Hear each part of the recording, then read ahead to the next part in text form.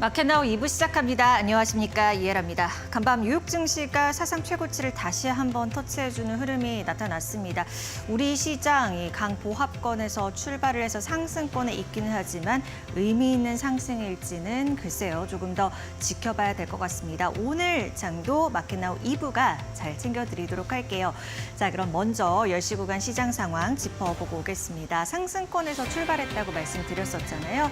코스피 2710선까지 까지도 오르는 흐름이 나타났습니다. 하루 만에 상승 전환 시도하고 있고 현재는 강보합권 0.3% 오름세 보이면서 2709선을 지나가고 있는 현재 구간입니다. 코스닥 보시면요. 870포인트 터치해줬습니다. 역시나 하루 만에 상승 전환 시도하고 있고요. 오늘 이 지수대 지킬 수 있을지 한번 체크해 보셔야 될 것 같네요. 수급 볼게요. 외국인과 기관이 동반해서 팔고 있습니다. 외국인은 800억 원대, 기관 쪽에서는 1,200억 원대, 개인 쪽에서만 나홀로 매수세를 보여주고 있는 형국입니다. 코스닥 보시면요, 조금 다르게 거래소와 전개가 되고 있는 게 외국인 쪽에서는 팔고 개인과 기관이 사주고 있습니다. 개인과 기관이 각각 439억 원, 기관 쪽에서는 173억 원대 매수 우위로 집계가 되고 있는 현재 구간입니다. 자세한 종목 얘기는 2분 통해서 들어보도록 할게요. 네, 오늘은 바로자산운용 윤정식 상무님과 얘기 나눠보겠습니다. 상무님 안녕하세요. 네, 안녕하세요. 네, 오늘장 이슈 또 오늘장 흐름은 어떻게 살펴보고 계신가요? 네, 우선 오늘 시장 흐름부터 좀 살펴드리면 흐름은 사실 전일 하락을 좀 뒤로 하고 좀 회복을 하는 그런 모습들이 있죠. 그러니까 미국 시장도 그렇고 국내 시장도 그렇고 악재와 호재에 좀 둔감해지는 그런 모습들이 좀 나타나고 있는데 좀 이제는 종목별로 좀 높이를 맞춰가는 그런 모습들이 많이 나타나고 있습니다. 이전에는 반도체 그리고 기업 밸류업 프로그램에 대해 수혜를 받을 수 있는 자동차, 은행들, 보험 이런 종목들이 좀 많이 올라갔다라면 이제는 그 외의 종목들로도 좀 매기가 들어가는 그런 모습들을 보여주는데요. 그런 부분에서 오늘 이슈를 좀 잡아봤는데 전기차, 2차 전지 관련주가 좀 반등을 하고 있다. 이런 모습들을 좀 이슈를 잡아봤습니다. 오늘 같은 경우도 가장 크게 보면은 LG에너지솔루션이 2.55% 상승을 하고 있고요.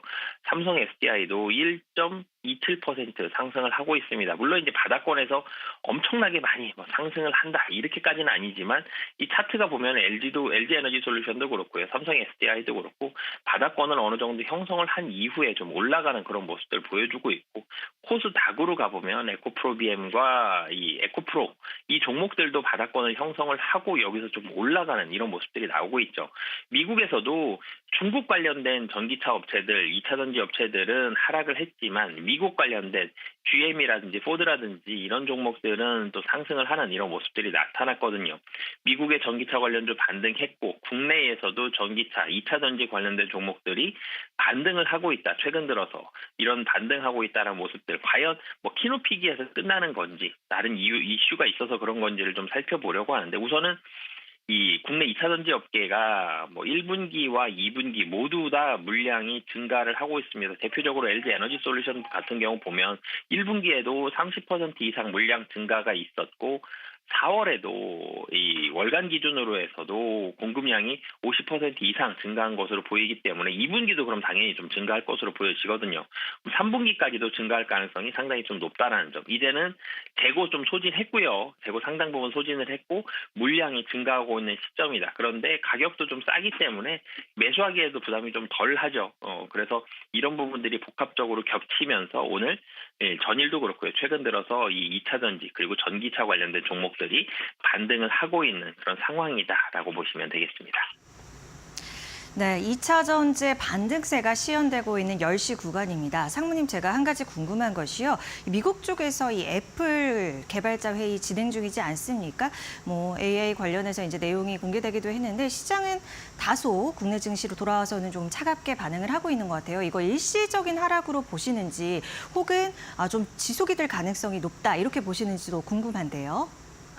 우선 이 AI 관련한 이런 기대감에 상승을 한 부분이 있죠. 오늘 같은 경우 애플 관련된 종목은 대표적으로 한 종목 꼽아라면 LG노텍인데 LG노텍 지금 8.8% 정도 상당히 좀 깊게 좀 하락을 하고 있습니다. 애플 AI에 대한 공개를 했고요. 그거에 대한 기대감이 확실히 좀 떨어지는 모습들. 미국 시장에서도 애플 하락했죠, 전일 밤에. 근데 애플은 이렇게 깊게 하락하지는 않았는데 두 가지 이유가 있을 것 같아요. 한 가지는 뉴스에 올라가다가 이제는 뉴스가 공개가 됐죠. 이런 뉴스가 나올 것이다 기대감을 가지고 올라가다가 공개가 됐기 때문에 이 뉴스 공개 이후에 좀 하락하는 부분이 한 가지가 있고요. 또 한 가지로는 기대감보다는 좀 덜했다라는 점. 이런 두 가지가 겹치면서 관련된 종목이 하락을 하고 있는데 LG노텍이 근데 이렇게 막 8% 이상 떨어질 만큼 나쁜 상황은 아니거든요. 실적이 올라가고 있습니다. LG노텍 보면 애플 판매 잘 되고 있고 그리고 카메라도 고사양화되면서 LG노텍 실적도 좋아지고 있는데 이거에 대한 기대감이 나온다고 기대감이 뉴스로 나왔다고 공개가 됐다 그래서 상당히 많이 떨어진 부분이 있거든요. 그래서 하락이 상당히 많이 깊었다라는 점은 이 좀 우려스러운 점이긴 하나 이 하락폭 자체는 장중에 상당히 좀 많이 줄일 가능성이 현재로서는 상당히 좀 높은 상황이다라고 보시면 되겠습니다. 네, 고맙습니다. 오늘 흐름 다시 돌아봐서요. 2차 전지 관련주들 다시 한번 반등해주는 모습을 보여주고 있는데 그럼 이런 흐름에서 우리가 공략해 볼 만한 곳이 있을까요? 네, 우선 첫 번째로는 삼성 SDI를 골라봤는데요. 사실 2차 전지 대장주다. 그러면 LG에너지솔루션이 시가총액이 제일 크기 때문에 이 종목을 살펴봐야 되는데 LG에너지솔루션도 마찬가지로 실적 출하량이 늘어나고 있긴 합니다만 지분에 대한 부담이 있죠. LG화학이 에너지솔루션의 지분을 팔 수 있다라는 이 불안감들이 좀 있기 때문에 LG에너지솔루션보다는 좀 안정성 면에서 삼성 SDI를 좀 더 골라봤습니다. 삼성 SDI도 마찬가지로 배터리 출하량은 계속 분기 단위로 계속적으로 증가를 하고 있습니다. 1분기 증가했고요. 2분기도 증가할 것으로 보여집니다. 증가할 가능성은 상당히 좀 높은 상황인데 그리고 미국 전기차 업체로부터 대규모 보상금도 수령을 하면서 수익성도 추가적으로 또 개선이 되는 그런 상황을 가지고 있고 그리고 BMW와 아우디에 있어서 아우디에 납품하는 프리미엄 전기차 모델들이 삼성 SDI에서 나가고 있는데 이 전 프리미엄 전기차 모델량 비중이 높습니다. 프리미엄 비중이 높다는 점은 이 장점은 이 실적에 있어서의 안정성, 프리미엄 모델들은 판매량이 급격히 줄지 않거든요. 실적에 있어서의 안정성이 상당히 좀 돋보일 수 있다라는 점. 그리고 이 최근에 좀 반등을 하긴 했습니다만 그래도 고점 대비해서 상당히 좀 많이 떨어졌습니다. 22년도 예상 PER이 23배였는데 지금 한 13배 정도로 굉장히 좀 많이 떨어진 상황이거든요. 그래서 가격적으로도 상당히 매력적인 상황이다라고 보시면 되겠고요. 두 번째 공약주도 같이 좀 말씀을 드리면 두 번째는 이제는 소재업체에서 두 번째는 좀 골라봤습니다. 이 LNF를 골라봤는데요. 소재업체들이 지금 부담을 갖는 이 요인이 한 가지가 있습니다. 탄산 리튬 가격이 굉장히 비쌌었죠, 작년에.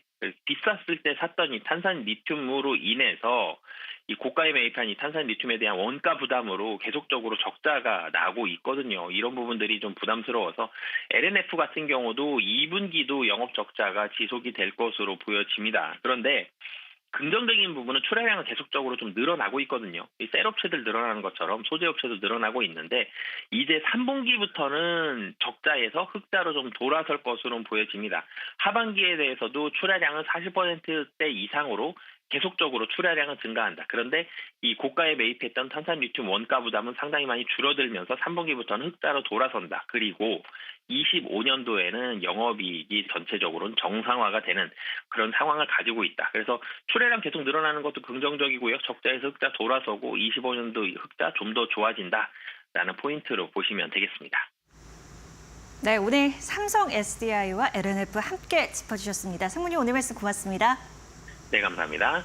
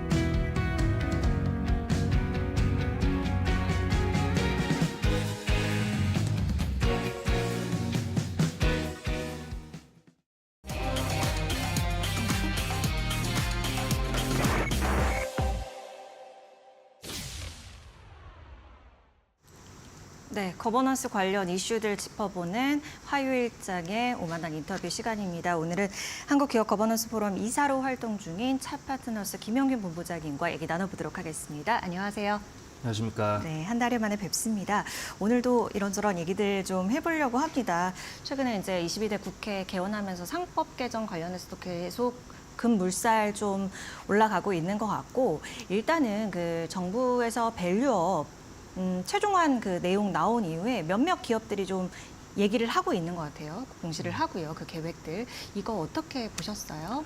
네, 일단은 키움증권하고 그 FN가이드, 네, 그리고 KB금융? 네, 또 네, 조금 KB금융은 이제 앞으로 하겠다는 예고 그렇죠, 공시를 한 그렇죠. 거고 네. 실제 그 내용을 공시한 거는 그 두 개사로 알고 네. 있는데 그 일단 키움증권 같은 경우는 기존의 주주환원 정책 발표했던 거를 어떻게 보면 조금 더 자세히 공시한 그런 느낌이고요. 그래서 뭐 기본적으로는 어떤 이 밸류업을 따라서 정부 정책을 따라서 공시를 하고 그런 의지를 보여준 거는 긍정적으로 평가를 하는데 다만 그 핵심적인 내용들이 조금 없는 것 같아요. 예를 그러니까 들면요. 예를 들어서 그러니까 기업이 주가가 저평가되는 건 사실 이유가 명확합니다. 그러니까 이 자본 비용이라는 게 존재하는데, 그러니까 뭐 주주들의 돈이든 채권자들의 돈이든 돈을 갖다 쓸 때 공짜로 쓰는 건 아니지 않습니까? 그렇죠. 채권 같은 경우는 이자를 내야 되고, 근데 이제 주주들의 돈인 자본은 공짜라는 느낌을 좀 갖고 있는데 사람들이 실제로 공짜가 아니거든요. 채권보다 더 큰 위험을 지기 때문에 자본 비용이 사실 더 큽니다. 그래서 예를 들어서 뭐 10%라고 그냥 가정을 한다면 그 10%의 자본 비용을 넘어서는 수익률을 낼 수 있는 데다가 투자를 해야 되는 거거든요. 이제 네. 그런 걸 안 하고 있기 때문에 저평가되는 거고, 그리고 그게 만약에 그런 높은 수익을 낼 수 있는 투자 기회가 없다면 주주들한테 환원을 해야 됩니다. 그래서 주주들이 알아서 본인이 투자할 수 있게끔. 근데 이제 그거를 안 해서 저평가되는데 결국에는 밸류업을 하겠다는 걸 하려면 자본 비용이 얼마인지를 명확히 인식하고 그거를 공표를 해야 되거든요. 또 자본 비용은 뭐 우리 회사의 자본 비용은 뭐 12%인데 우리는 지금까지 뭐 어떤 수익을 내는 뭐 ROE가 얼마인 프로젝트에 투자를 해왔고 그래서 뭐 저평가됐었고 이런 진단이 있어야 되고, 그리고 앞으로는 그러면은 뭐 최소한 뭐 10몇 프로를 초과하는 자본 비용을 초과하는 데만 투자를 하겠다. 또 이런 투자 기회가 없으면 주주들한테 환원을 하겠다. 이제 이런 식의 어떤 체계적인 의사결정 그런 프레임이 있어야 되고 그걸 공시를 해야 되는데 그런 것들이 조금 부족하지 않았나 싶습니다. 그러니까 결국에 밸류업은 사실 매우 간단하다라고 말씀을 해주시면서, 그러니까 밸류가 올라가려면 비용을 상회하는 수익성을 내면 되는데 일단 이 자본 비용이라는 것에 대해서 회사가 인식을 제대로 하고 있는지 그런 것을 이제 투자자들한테 알려줄 수 있는 부분들이 좀 상당히 있어야 되는데 그런 부분이 아직까지는 좀 아쉽다. 그리고 그 돈이 남는다면 결국에 이 주주한테 어떻게 또 돌아가느냐, 주주 환원에 대해서도 그 계획을 좀 철저히 하는 게 좋겠다라는 그런 부분에서 아직까지는 이제 두 곳 정도만 공시를 했으니까요. 차차 우리 기업들, 대상 기업들이 어떠한 내용들을 내놓아야 할지 좀 짚어보도록 하겠습니다. 그 최근에 또 SK, 뭐 세기의 이혼 이렇게 운운하면서 많이 이슈가 되고 있잖아요. SK 주가도 뭐 튀기도 하고. 그래서 근데 한편에서 그런 얘기 나오더라고요. 뭐 블룸버그 쪽에서 SK가 뭐 적대적 인수합병이나 헤지펀드 위협이 현실화하고 있다. 이러한 좀 타이틀로 내용도 내고 해서요. 어떻습니까? 이 네, 보시면. 뭐 SK는 과거에도 쏘버린 그렇죠. 그런 게 있었던 회사고, 네. 그리고 대주주 지분율이 이렇게 높지 않거든요. 이제 그러다 보니까 그런 얘기들이 나오는 것 같은데, 그런 행동주의든 적대적 인수를 하려는 어떤 주체든 기본적인 전제는 기업이 저평가돼 있어야 됩니다. 그래서 저평가돼 있지 않은 기업을 뭐 적대적 인수를 해봤자 뭐 돈을 벌기 쉽지 않거든요. 그래서 기업이 저평가돼 있어야 되는데, 그럼 SK가 저평가가 돼 있냐 그걸 보면 그냥 가장 단순한 지표 뭐 PBR로 보면 네. 지금 한 0.5배 정도 되거든요. 최근에 조금 올라서 이제 한 0.5배 정도 되는데 좀 저평가된 것처럼 보이죠.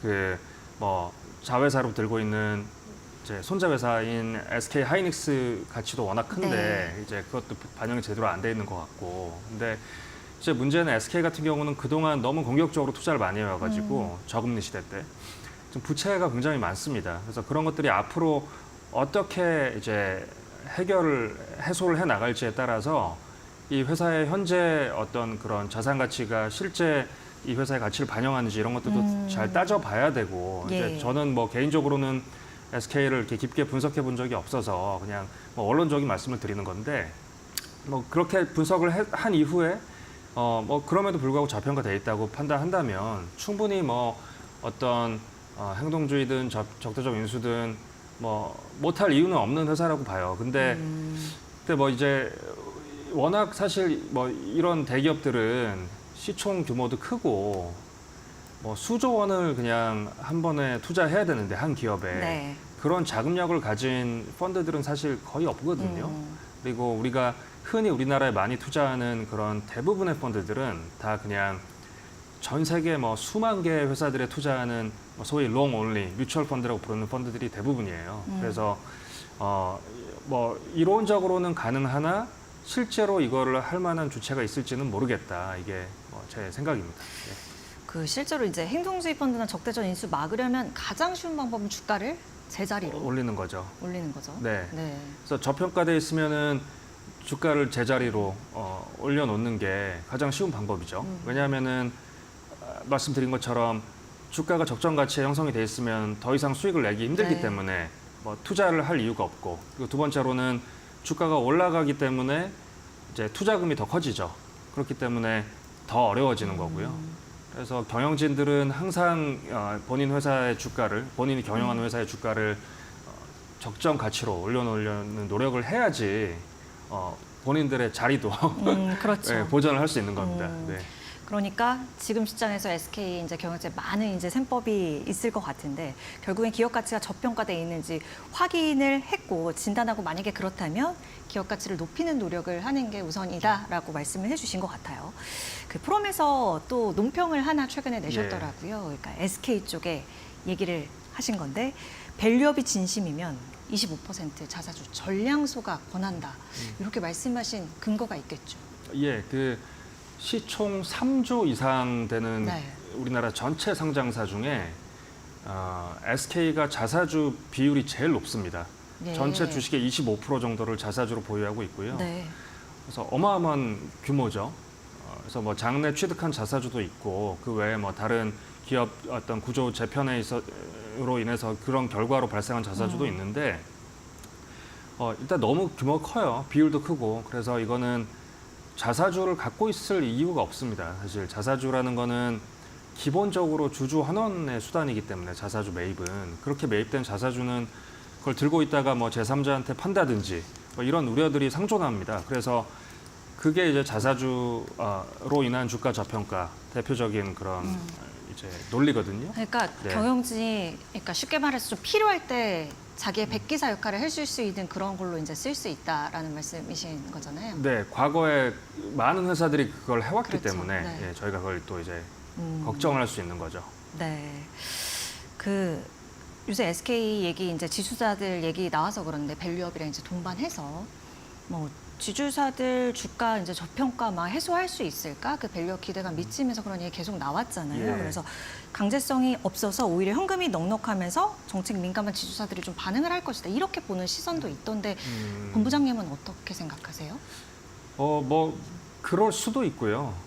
이게 뭐 사실 이게 좀 어려운 문제입니다. 이게 지주회사가 저평가돼 있는 가장 큰 중요한 원인은 수많은 자회사들이 다 동시에 상장돼 있기 때문이거든요. 예. 그래서 일단 가장 심플하게 생각하면 투자자들이 예를 들어 어떤 지주회사의 거의 모든 자회사들이 다 상장돼 있는데 구미에 맞게 본인이 원하는 사업을 하고 있는 자회사들 그냥 각각 투자할 수 있는데 굳이 지주회사를 투자할 이유가 없잖아요. 그러니까 이게 가장 큰 저평가의 원인이고 그래서 뭐 해외 뭐 미국 같은 경우는 뭐 알파벳이든 뭐 어떤 다른 회사든 자회사들이 상장되는 경우는 거의 없거든요. 거의 다 100% 그냥 갖고 있고 지주회사만 상장되는 경우가 많은데 우리나라는 뭐 SK를 아까 얘기한 SK를 포함해서 거의 대부분의 그런 어떤 대기업들이 다 자회사들이 많이 상장돼 있죠. 그래서 그걸 해소하지 않는 한 뭐 어차피 지주회사가 주주 환원을 늘리려면 자회사한테 배당을 많이 받아서 그 배당 재원을 가지고 다시 한번 지주회사의 주주들한테 또 배당을 해야 되거든요. 이 과정에서 수많은 이제 대주주 입장에서 생각을 해보면 네. 수많은 다른 일반 주주들이 존재하기 때문에 배당금 전액을 독식할 수 없잖아요. 그러니까 누수가 생기고 또 세금적인 누수도 생기고 그러다 보니까 이게 지주회사가 주주환원을 많이 하기 어려웠던 거예요, 지금까지. 이제 그러다 보니까 이번 밸류업 정책에 발맞춰서 주주환원을 조금 늘릴 수는 있을지언정 어떤 이 지주회사 저평가의 근본적인 원인인 자회사 동시상장 문제가 해결되지 않는 이상은 큰 폭의 어떤 그런 주가 재평가는 좀 어렵지 않나 이런 생각입니다. 우리가 지금 밸류업 정책 얘기 계속해서 그러는데 그 초반 연초에 이렇게 공표했을 때랑 지금이랑은 좀 비교해봤을 때 어떠세요? 이렇게 뭔가 힘을 많이 받고 있는 것 같아서 힘이 좀 빠진 것 같으세요? 느끼기에. 양면이 다 공존하는 것 같아요. 예. 그러니까 아무래도 정부가 추진하는 정책이기 때문에 기업들이 좀 부담을 느끼고 뭔가를 해야 된다는 그런 어떤 부담과 압박을 느끼는 것도 사실인 것 같고요. 그러니까 몇 개 회사라도 일단은 아주 초창기임에도 불구하고 네. 그런 걸 발표를 한 거고 또 다른 한편으로는 저희 특히 외국인 투자자들, 기관 투자자들하고 연락을 많이 하는데 네. 약간 실망감이 좀 있는 것 같아요. 이 정책이 과연 지속 가능할까? 특히 그 선거 이후에 약간 이 네. 아젠다가 가능할까에 대한 좀 의문이 좀 있는 것도 사실인 것 같고 이제 그럼에도 불구하고 저는 그런 외국인 투자자들한테 이건 거스를 수 없는 흐름이다. 이제 전 국민이 거버넌스를 다 잘 이해하고 있고 그리고 뭐가 문제인지를 이해를 하고 있기 때문에 큰 흐름에서 이 기업 지배 구조가 개선되고 이런 여러 가지 소수 주주권이 이제 회복되고 개선되는 거는 큰 틀에서는 이제 잘 될 거라고 저는 그렇게 얘기를 하고 있습니다. 네. 그 상장사 인적 분할할 때요, 이제 자사주에 대한 신주 배정 금지를 추진한다고 하는데요. 이건 어떻게 보셨습니까? 일단 우리나라 자사주 제도에 굉장히 문제가 많거든요. 그러니까 전 세계에서 자사주를 이렇게 쉽게 제3자한테 처분하고 백지사한테 처분해서 경영권을 방어하고 이런 나라는 우리나라밖에 없습니다. 근데 그래서 근본적으로는 자사주는 정말 그 목적 주주 환원에 걸맞게 취득하는 순간 사실 없는 거나 마찬가지예요. 그러니까 주주한테 돈을 돌려준 거기 때문에 네. 없는 거나 마찬가지인 주식이고 그건 그냥 그래서 없는 거나 마찬가지로 소각을 하든지 아니면은 그 제3자한테 쉽게 처분을 못하게 하든지 이게 가장 핵심입니다. 자사주 규제의 핵심인데 네. 인적 분할할 때 자사주한테 이제 신주를 배정 못하게 하는 이 정책은 물론 안 하는 것보다는 낫지만 근본적인 해결책은 아니라고 저는 자사주 정책의 그런 개선책은 아니라고 보거든요. 왜냐하면 지금 우리나라 대부분의 대기업들하고 기업들이 이미 인적 분할해서 지주회사 신주 배정하고 소위 말하는 자사주의 마법을 활용해서 지배력을 높이는 걸 다 끝냈어요. 이미 다 대부분의 회사들이 다 끝냈기 때문에 네. 이제 이거는 약간 그러니까 좀 미미할 것으로 예, 예상이 이제 된다, 효과가. 적용받는 기업들이 네. 많이 없는 상태에서 약간 소 잃고 외양간 고치는 셈이 아닌가 이제 이런 생각이 좀 드네요. 네. 본부장님 오늘 말씀해 주시는 거 보면 결국에는 이제 근본적 해결이 중요하다라는 부분에 우리가 방점을 두고 계속 얘기를 하고 있는 것 같아요. 근본적 기업 밸류업의 근본적 해결 하면은 또 이 상법 개정 얘기 나오는데 어떻게 보십니까? 일단은 물론 당연히 이제 필수적으로 이제 선결돼야 된다라고 말씀을 해주시는 입장이지만 부작용도 경영계 쪽에서는 계속 얘기를 해서 근거들을 우리가 하나씩 좀 짚어봐야 될 것 같은데 예. 그런 내용들에 대해서는 어떻게 생각하세요? 예, 말씀하신 상법 개정이라는 게 이제 회사의 이사들이 지금 현재 우리나라 법에는 회사를 위해서만 이제 여러 가지 의무를 다 해야 되는 걸로 돼 있는데 이제 전체 주주, 그러니까 주주의 비례적 이익을 위해서 이사들이 일해야 된다. 이게 상법 개정안의 핵심이거든요. 네. 근데 이거를 이제 반대하는 예를 들어 근거들이. 재계나 네. 이런 쪽에서는 두 가지 의견이 공존해요. 그러니까 하나는 어차피 현행 법으로도 다 주주가 보호되기 때문에 저거를 넣는 게 아무런 의미가 없다는 의견이 하나가 있고 네. 또 하나는 저거 넣으면 큰일 난다 기업들. 이제 이런 두 가지 소송 많이 걸린다. 소송 많이 막 걸린다. 이 이러면서. 두 가지 의견이 공존하는데 두 개의 의견이 좀 상충되죠. 아무 일도 일어나지 않을 것이다. 큰일 난다. 예. 근데 같은 사람들이 얘기하고 있거든요. 그래서 이거는 약간 이제 저희가 생각해봐야 될 게 주주의 비례적 이익. 모든 주주들이 한 주 들고 있는 모든 주주들이 똑같은 한 주의 권리를 보호받아야 되는데 그걸 하자는 얘기거든요. 그동안 그게 안 돼왔기 때문에. 네. 근데 저거를 이제 부정하거나 저게 이제 부작용이 우려된다는 그런 시각이나 얘기는 과거처럼 주주의 비례적 이익을 보호하지 않고 특정 주주들이 그런 특정 소수주들의 부를 이제 가져가겠다 이런 의미나 다름없다고 보거든요.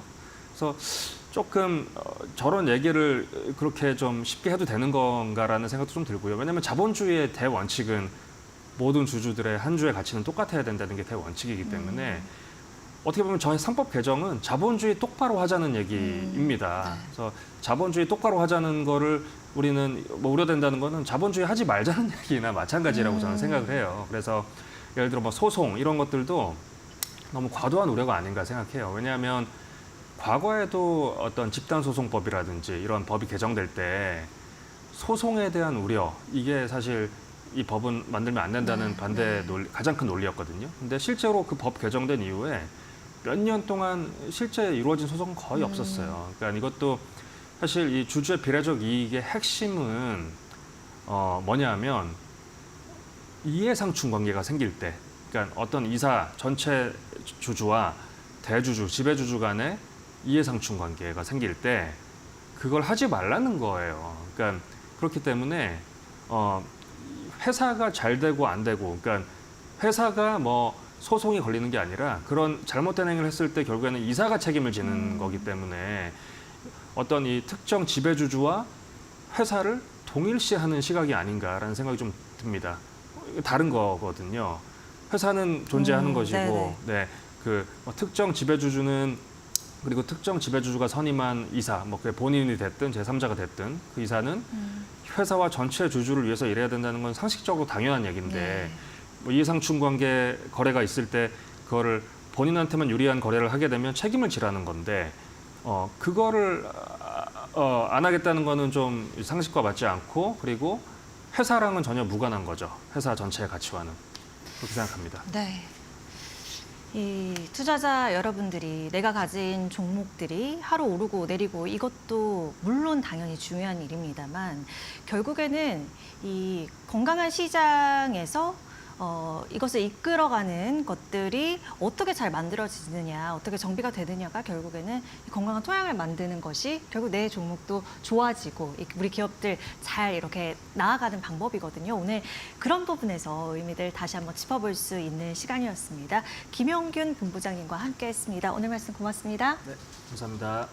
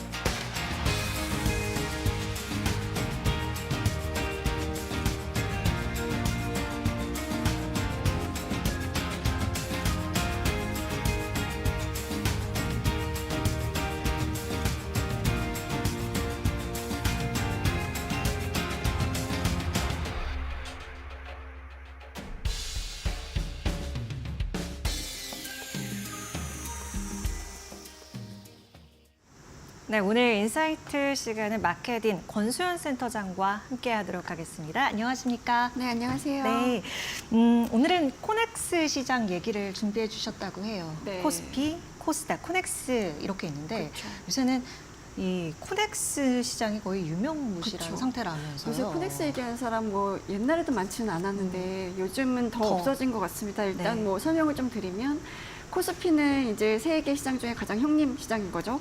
여기는 뭐 우리가 이제 유가증권 시장이라고 하는데 일단 자본금 300억 원 이상 기업들 상장 가능하고요. 상장 주식 수도 100만 주 이상이어야 돼서 이 시장에 상장하려면 여러 가지 조건을 좀 갖춰야 됩니다. 뭐 주주수라든가 뭐 매출액 수익성 그리고 뭐 기준 시가총액 이런 여러 가지 조건을 충족해야 이제 상장할 수 있는 시장이고 그 아래 이제 코스닥은 코스피보다는 이제 상장 조건이 조금 낮긴 한데 요새 뭐 이제 기술 특례라든가 뭐 이런 테슬라 요건 상장 뭐 이런 것 때문에 이제 실제로 수익이 나지 않아도 상장할 수 있는 길이 좀 열려서 네. 코스닥 시장은 조금 이제 규모는 작지만 그래도 성장성이 있는 그런 기업들이 상장하는 곳이고 코넥스는 완전 초기 단계 중소 혹은 벤처 기업들이 이제 자본이 필요할 때 근데 이 단계에 있는 기업들이 조금 크려면 이제 수율이 좀 필요하잖아요. 근데 이 단계에 있는 기업들이 이제 대출 말고는 크게 이제 자금을 조달할 방법이 없고 이 단계에 보통 이제 엑셀러레이터 이런 데들한테 투자를 받기는 하는데 이런 기업들의 약간 이제 숨통을 틔워주기 위해서 이제 모범 자본을 수혈할 수 있는 이제 시장으로 만든 건데 여기에는 중소기업 기본법상 중소기업에 일단 해당이 돼야 되고 네. 뭐 주식의 양도 제한 없어야 되고 감사이견 적정 요 정도 조건만 갖추면 상장이 될 수가 있어서 뭐 지금 흑자가 나는지 뭐 이런 것도 필요 없습니다. 일단은 뭐 요 이제 세 가지 조건만 갖추면 상장이 될 수가 있어서 조금 이제 문턱은 낮은데 2013년 7월에 개설이 됐으니까 이제 곧 이제 11주년이 네. 되는 거죠. 근데 지금 너무 이제 거래량도 그렇고 이제 상장하는 기업도 그렇고 뭐 좀 유명무실했다는 평가를 좀 받고 있긴 합니다. 네.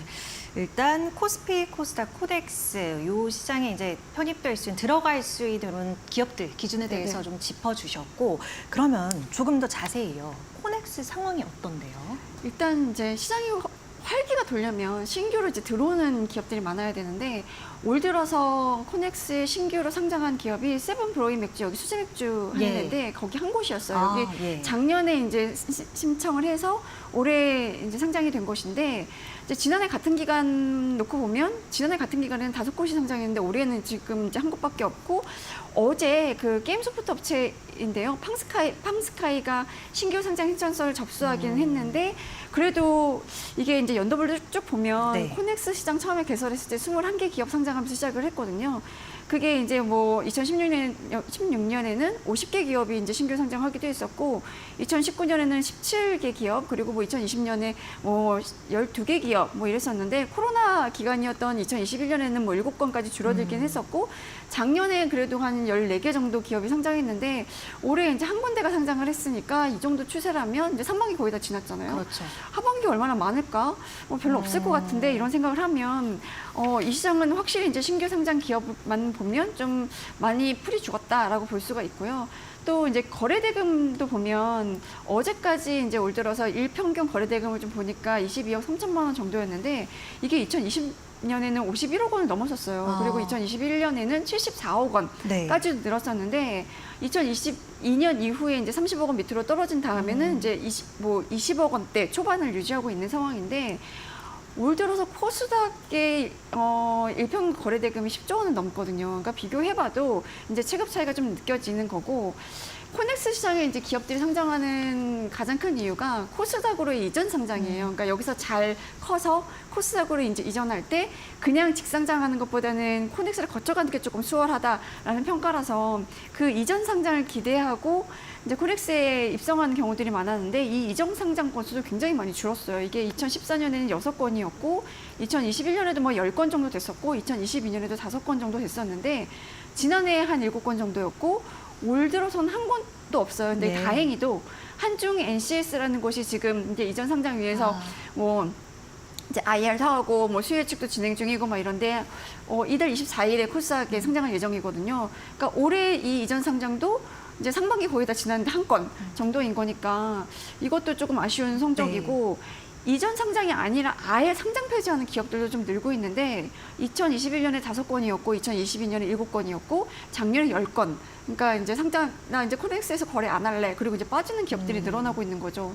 근데 이 코넥스도 어쨌든 시장이기 때문에 여기에 상장이 되려면 이제 상장 유지 비용이 좀 필요하긴 합니다. 뭐 지정자문위는 써야 되고 뭐 감사도 받아야 되고 이러니까 뭐 거기다가 있어도 이렇게 이전 상장하는 게 수월하지 않네. 이러니까 이제 그러면 상장 폐지하고 그냥 비상장사로 남겠다. 뭐 이런 기업들이 좀 늘어나고 있는 상황인 것 같습니다. 지금 이렇게 추이를 보면 결국에는 일평균 거래 대금도 확 축소가 되고 지금 네. 이제 코스닥 이전 상장에 대한 그런 기대도 좀 줄기도 하고 비용도 드니까 그렇죠. 그러니까 기업들 입장에서는 내가 바로 딱히 수혜받을 수 있는 게 없는 것 같은데 이런 그렇죠. 생각에 많이 죽었을 것 같다는 생각은 들긴 하는데 네. 맞습니까? 네, 근데 가장 중요한 게 이제 이전 상장의 메리트가 많이 줄었다는 예. 건데 이게 사실 코넥스를 이렇게 만들었을 때는 약간 그런 이제 꿈들이 좀 있었죠. 코넥스에 상장해서 이제 자금 수혜를 받고 기업을 잘 키워서 코스닥을 가고 코스닥에서 잘 커서 코스피까지 이제 가는 이런 이제 성장 스토리 같은 게 좀 있었어야 네. 되는데 그런 스토리를 사실은 우리가 이제 뭐 볼 수가 없었고 한 번도 없었어요. 예, 이런 과정에서 뭔가 스타 기업 하나가 좀 나와줘야 네. 되거든요. 그래, 저런 기업도 있네. 나도 그러면 우리도 저런 기업처럼 이제 코넥스부터 시작해서 좀 차근차근 단계를 밟아서 코스닥까지 가자. 뭐 이런 게 있어야 되는데 이런 이제 사례가 없었고 그 사이에 사실 이제 코스닥의 문턱이 좀 많이 낮아졌어요. 제가 이제 그 초반에도 말씀드렸다시피 2017년에 코스닥 성장성 특례 상장이라든가 뭐 테슬라 요건 상장 이런 것들이 도입이 되면서 뭐 바이오 업체들 같은 경우는 지금 기술 개발에 들어간 돈들은 많은데 이게 이제 실제로 상용화가 되고 수익화가 되려면 시간이 많이 걸리니까 네. 그 지금 당장 수익이 나지 않아도 코스닥에 상장할 수 있도록 이런 이제 좀 문을 많이 넓혀줬거든요. 그러니까 어찌 보면 코스닥과 코넥스의 약간 정체성이 좀 겹치는 부분이 생긴 거예요. 그렇다면 코넥스보다는 코스닥으로 바로 가는 게 낫지라는 생각을 좀 많이 했을 것 같고 또 이제 정부가 이 코넥스 시장 활성화하겠다고 좀 드라이브를 걸다가 뭐 올해 예산을 좀 삭감하는 부분이 있어요. 이게 뭐냐면 2020년에 이 코넥스에 이제 상장이 돼서 이제 상장 유지를 하려면 아까 말씀드렸다시피 이제 비용이 좀 들잖아요. 네. 그 비용을 정부가 한 50% 정도 이제 지원해 주겠다라고 해서 이제 예산을 이제 배정을 했었는데 지금 뭐 정부의 설명은 이렇습니다. 신규 상장 기업도 없고 거래도 이제 활성화 안 되고 있는데 뭐 이런 지원 효과가 없는데 이 예산을 왜 배정해야 되냐라는 이제 논리로 예산을 삭감했는데 이제 예산이 삭감이 되니까 그러면 비용이 늘고 그리고 코넥스에 들어갈 유인도 없는데 코넥스에 왜 들어가? 막 이렇게 되는 거죠. 그러니까 약간 이제 악순환이 되고 있는 상황인 건데 뭐 우리가 이제 비상장사, 그러니까 정식으로 코스닥과 코스피에 상장하지 않고 이제 비상장 영역에 있는 기업들을 거래할 수 있는 방법이 이제 여러 가지인데 그 중에 하나가 코넥스고 그 중에 하나가 KOTC, 이거는 금융투자협회에서 마련한 이제 시장인 거고요. 네. 그 외에 이제 민간 영역이 있죠. 뭐 서울 상장 거래소라든가 아니면 뭐 삼팔 커뮤니케이션스라든가 뭐 증권 플러스 막 이런 데들이 있잖아요. 예. 여기는 이제 사설 업체인 건데 뭐 사실 이제 코넥스 같은 곳들은 이제 공시 의무가 있고 또 뭐 그러니까 감사도 받아야 되고 막 이러니까 그럴 바에는 그냥 상장 폐지하고 조금 이제 여기보다는 의무가 덜한 KOTC로 가거나 KOTC는 그냥 지정해가지고 이제 거래하면 되는 거니까 아니면 그냥 뭐 민간 사설업체 이런 데서도 충분히 거래가 네. 되니까 그렇다면 뭐 코넥스에 갈 필요가 없겠네 이제 이런 요인도 있고 지금 이제 스타트업들 보면 스타트업의 이제 자금 조달 시기를 보면 이제 엔젤 투자, 시드머니 투자부터 뭐 시리즈 A, B, C 이렇게 가잖아요. 시리즈 A나 B 단계에서는 사실은 이제 코넥스를 보는 게 좀 이제 뭐 보통이었는데 요새는 코넥스보다는 그냥 아예 시리즈 A, B 단계부터 코스닥 상장을 위한 중간사를 좀 알아보는, 그러니까 이 기업들한테도 코넥스라는 시장에 대한 인지도가 굉장히 많이 떨어진 상황인 거예요. 그래서 여러 가지로 지금 코넥스는 좀 어려운 상황인 것 같습니다. 네. 그 말씀 잠시 해주셨지만 정부도 이제 코스닥 이전에 벌써 이제 코넥스 좀 활성화하겠다고 얘기를 했던 것 같은데 그 정책적인 효과도 크게 없었나 보죠? 그렇죠. 그게 2022년인 건데 2022년에도 이제 너무 코스닥 직상장을 선호하기 시작하고 이제 비상장 주식들 이제 다른 곳에서 거래할 수 있는 대체지들이 좀 많다 보니까 코넥스 시장이 위축될 거다라는 우려들이 되게 많았고 예. 그래서 정부가 그때 여러 가지 활성화 대책을 좀 내놨었거든요. 그러니까 그 가장 대표적인 게 코넥스 시장에 상장된 기업들은 조금 이제 위험도가 리스크가 있는 기업들이니까 여기에 투자할 사람들은 뭐 3천만 원 이상을 기본 예탁금으로 예탁한 사람만 투자할 수 있어. 그러니까 자산가만 투자해. 네. 그러니까 좀 자금 사정이 좀 여유로운 사람만 투자해. 뭐 약간 이런 식의 규제가 좀 있었고, 아니면 이제 3천만 원 한도의 소액 투자 전용 계좌를 이용해야 된다. 그러니까 많이 투자하지 말고 몰빵하지 말고 3천만 원 정도 안에서만 투자해라. 약간 이랬던 건데 이걸 2022년에 이런 조건들을 다 폐지를 했어요. 네네. 그리고 이제 코스닥 이전 상장 기회도 좀 확대를 해서 뭐 신속 이전 상장 뭐 이런 제도가 있었는데 거기에 필요한 여러 가지 요건들을 좀 많이 완화를 했거든요. 그러니까 뭐 재무 요건 중에 뭐 약간 매출액, 뭐 영업이익 뭐 이런 요건들이 있었는데 이런 것들을 좀 기준을 완화하고 그냥 시가총액이나 유동성 이런 것들을 중심으로 이제 이전 상장 가능하도록 이제 문턱도 많이 낮췄고 이제 상장 유지 부담도 많이 좀 줄였었어요. 그러니까 지금 지정 자문인을 쓰면, 그러니까 코넥스에 상장을 하면 지정 자문인을 써야 되거든요. 그러니까 증권사들을 지정 자문인으로 이제 지정을 해서 이 지정 자문인이 공시를 대리해주기도 하고 막 이랬는데 네. 이거를 원래 코넥스에 상장하면 지정 자문인을 쭉 썼어야 됐는데 이거를 이제 1년으로 이제 단축해주기도 예. 하고 이랬었는데 이 지정 자문인 비용이 연 4천만 원에서 한 5천만 원 정도 들어가거든요. 그러니까 이런 것들을 1년으로 단축해주면서 이런 부담도 좀 낮춰줬고 뭐. 여러 가지 이제 이런 대책을 내놨는데 지금 와서 보니까 아 이런 게 효과가 없었네라는 게 뭐 이제 드러난 거죠. 그리고 또 이제 2022년에 코넥스 스케일업 펀드라는 것도 조성을 했었어요. 그러니까 지난해 한 1,000억 원 규모로 1차를 조성을 했고 네. 이걸로 이제 상장사, 그러니까 코넥스 상장사라든가 코넥스 상장을 추진하는 기업들한테 이제 자금을 좀 지원해 주는 게 있었는데 올해에도 사실 2차 펀드를 조성을 하고 있긴 한데 이게 사실은 이 펀드를 조성하려면 그 출자자들, 그러니까 기관 투자자들이 어느 정도 출자를 해줘야 되는데 이 출자할 수 있는 기관 투자자를 찾지를 못해서 한 차례 일정이 좀 미뤄졌고 지금 이제 투자 대상 선정 작업이 진행 중이긴 한데 뭐 이런 펀드가 잘 조성이 안 되는 것도 전반적으로 코넥스에 대한 관심이 떨어졌다는 것을 방증하는 건 거죠. 이렇게 코넥스 시장이 활성화가 안 되면 차라리 좀 코스닥 쪽이랑 이렇게 통합을 해서 뭔가 효율적으로 더 유기적으로 움직이게끔 하는 방법도 있지 않을까 싶은데 그렇죠. 어때요? 현실적으로 그, 가능해요? 뭐 네. 이제 코넥스 시장이 너무 죽으니까 그걸 대안으로 얘기하는 전문가들도 좀 나오고 있어요. 왜냐면 아까 제가 말씀드렸던 것처럼 코넥스하고 코스닥하고 코스닥의 문턱이 낮아지면서 정체성이 좀 겹치는 부분이 있거든요. 예. 그럴 바에는 어차피 이제 벤처 기업들이나 이제 초기 단계 이제 기업들이 코덱스를 거치지 않고 바로 코스닥 직상상을 원한다라고 하면 그럼 그냥 합쳐. 뭐 이것도 방법이야. 뭐 이렇게 얘기하는 분들도 있는데 사실 코넥스 시장이 갖고 있는 이제 장점들이 있으니까 코넥스 시장을 별도로 유지하면서 조금 더 코넥스 시장을 살리기 위한 독립성을 유지하면서 이걸 살리기 위한 좀 더 강한 대책을 좀 내놔야 된다는 시각도 조금은 있습니다. 네.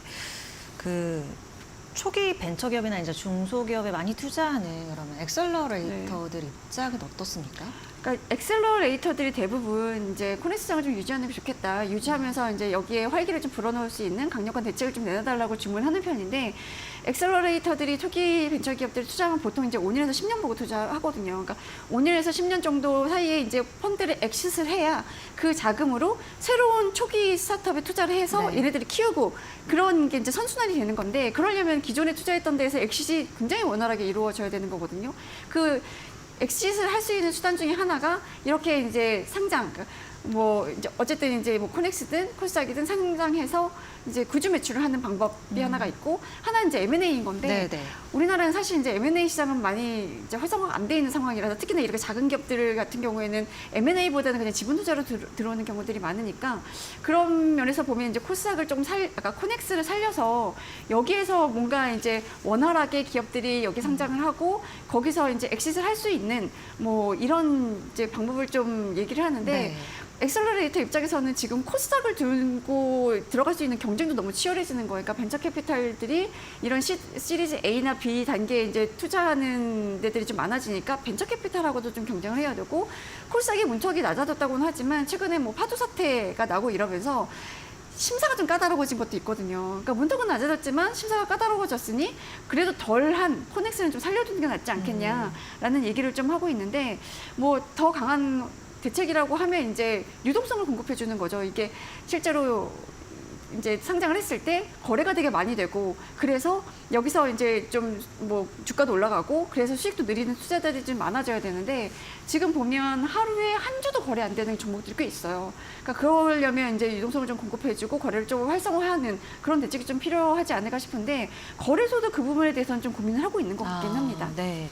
거래소 말씀해 주셔서 그러는데 정은보 이사장이 그 일본 거래소 예를 들어서 코넥스 시장에 대한 의견을 밝히기도 했었잖아요. 그렇죠. 뭐 코넥스에 대한 뭐 우려 사항들이 이제 여러 차례로 지적이 나오고 있으니까 그 부분에 대해서 이제 거래소 고민하고 있는 게 지금 뭐 우리나라 밸류어 프로그램도 일본의 이런 사례들을 좀 배치마킹을 하고 있는데 일본의 도쿄 증권거래소하고 오사카 증권거래소가 합쳐지고 그 이후에 이제 1부, 2부 자스닥, 마더스 이렇게 4개 시장으로 운영이 되고 있었어요. 예. 근데 그거를 2022년에 이제 개편을 합니다. 그래서 프라임과 스탠다드, 그로스 이렇게 3개 시장으로 약간 간편화를 했거든요.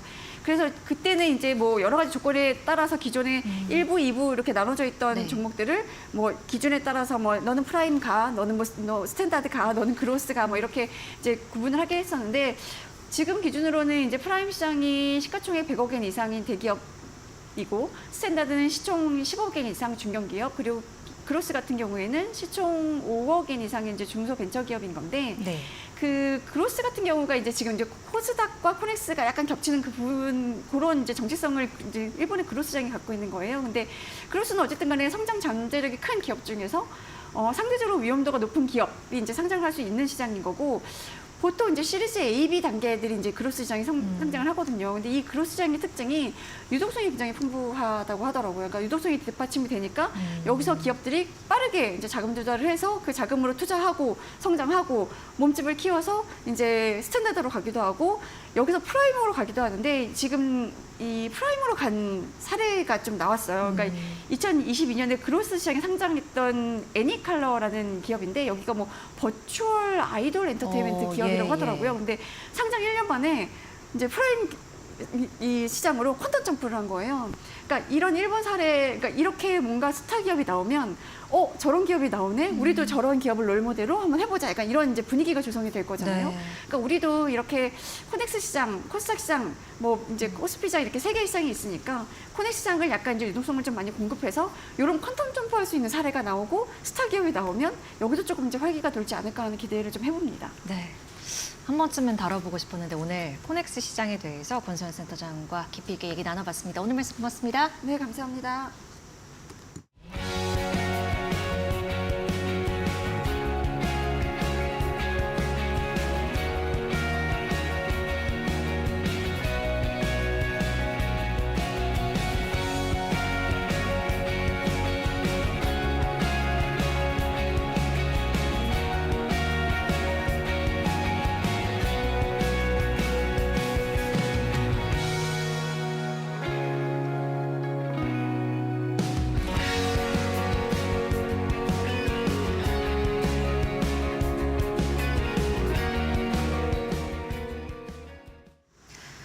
오늘 오마당 인터뷰에서 기업 밸류업 관련 여러 이슈들을 다뤄봤습니다. 자본시장 밸류업은 결국 지배구조 투명성과 직결이 되죠.